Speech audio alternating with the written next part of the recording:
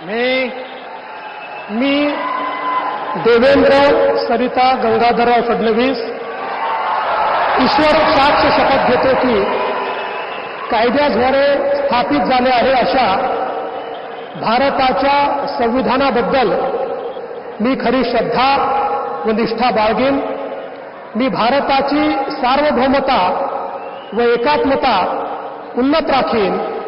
मी महाराष्ट्र राज्याचा मुख्यमंत्री म्हणून माझी कामे निष्ठापूर्वक व सत्सद विवेक बुद्धीने पार पाडेन आणि संविधान व कायदा यानुसार सर्व तऱ्हेच्या लोकांना मी निर्भयपणे व निपक्षपातीपणे तसेच कोणाच्याही विषयी ममत्वभाव किंवा आकस न बाळगता न्याय वागणूक देईन।